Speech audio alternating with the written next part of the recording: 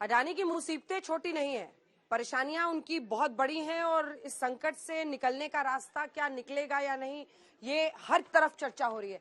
दरअसल देखिए, अगर आप इस पूरे मामले को समझे तो आरबीआई ने एक तरह से अब बयान जारी करके ये कह दिया है कि इंडिया का बैंकिंग सिस्टम बहुत मजबूत है और हम उस पर लगातार नजर बनाए हुए हैं। लेकिन अडानी का क्या, क्योंकि 32,000 शब्दों की उस हिंडनबर्ग रिपोर्ट ने अडानी ग्रुप को इतना नुकसान पहुंचाया है कि वो अभी भी इससे उबर नहीं पा रहे हैं। आइए आपको दिखाते हैं ये जो हिंडनबर्ग कंपनी है, जिसकी ये रिपोर्ट है, जिसकी वजह से ये बवाल है, क्या है।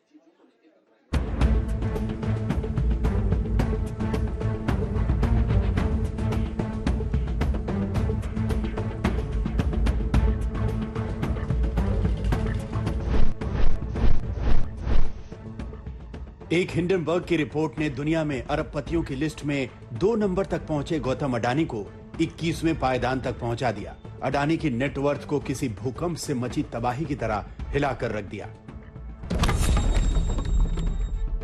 इस वक्त फोर्ब्स की रियल टाइम रेटिंग में अडानी दुनिया के सबसे अमीर लोगों की लिस्ट में 17वें पायदान पर खड़े हैं। उनकी नेटवर्थ 61.9 अरब डॉलर पर पहुंच चुकी है, यानी गौतम अडानी टॉप 15 में नहीं है।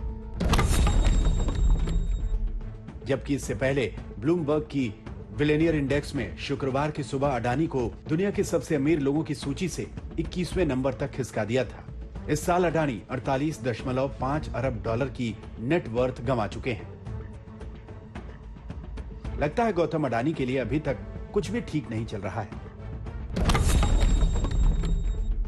गौतम अडानी ने जुलाई 2022 में माइक्रोसॉफ्ट के प्रमुख बिल गेट्स को पछाड़ दिया था। पिछले साल फरवरी में गौतम अडानी ने रिलायंस समूह के प्रमुख मुकेश अंबानी को पीछे छोड़ दिया था। अडानी इसके साथ ही भारत के और एशिया के सबसे रईस बन गए थे। अप्रैल 2022 में अडानी की नेटवर्थ पहली बार 100 अरब डॉलर के पार पहुंच गई थी, लेकिन विवादों के बीच मुकेश अंबानी अडानी से एक बार फिर आगे चले गए हैं। अंबानी मौजूदा समय में दुनिया के 10वें सबसे अमीर व्यक्ति हैं और गौतम अडानी 17वें नंबर पर हैं। लेकिन गौतम अडानी के साम्राज्य को जिस हिंडनबर्ग ने बुरी तरह हिला दिया है और अडानी को 10 लाख करोड़ डॉलर का झटका दिया है, उसकी हकीकत अब आपको बताते हैं। आइए हिंडनबर्ग का पूरा सच आपको दिखाते हैं। आखिर हिंडनबर्ग किस भला का नाम है, ये कंपनी करती क्या है, इसके मालिक कौन है और हिंडनबर्ग ने अडानी के खिलाफ रिपोर्ट क्यों जारी की। तो सुनिए, नाथन एंडरसन नाम का एक शख्स अमेरिका की कनेक्टिकट यूनिवर्सिटी से इंटरनेशनल बिजनेस में ग्रेजुएशन पूरी करता है। इसके बाद वो नौकरी तलाशने लगता है। जल्दी उसे एक डेटा रिसर्च कंपनी में नौकरी मिल जाती है। यहाँ उसका काम पैसों के इन्वेस्टमेंट से जुड़ा होता है। नौकरी करते हुए एंडरसन डेटा और शेयर मार्केट की बारीकियों को समझता है।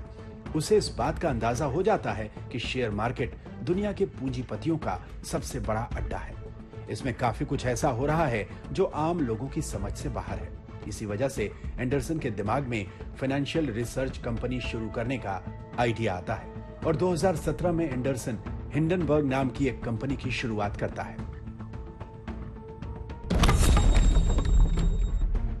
नाथन एंडरसन की कंपनी हिंडनबर्ग का मुख्य काम शेयर मार्केट, इक्विटी, क्रेडिट और डेरिवेटिव्स पर रिसर्च करना है। इस रिसर्च के जरिए कंपनी ये पता करती है कि क्या शेयर मार्केट में कहीं गलत तरीके से पैसों की हेराफेरी हो रही है, कहीं बड़ी कंपनियां अपने फायदे के लिए अकाउंट मिसमैनेजमेंट तो नहीं कर रही, कोई कंपनी अपने फायदे के लिए शेयर मार्केट में गलत तरह से दूसरी कंपनियों के शेयर को बेट लगाकर नुकसान तो नहीं पहुंचा रही।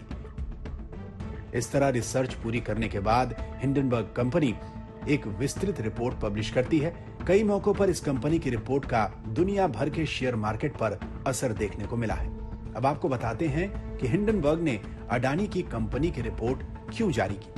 हिंडनबर्ग की रिपोर्ट पढ़ने से साफ पता चलता है कि इस कंपनी ने जानबूझकर यह रिपोर्ट अडानी ग्रुप की कंपनियों के शेयर गिराने के लिए जारी की।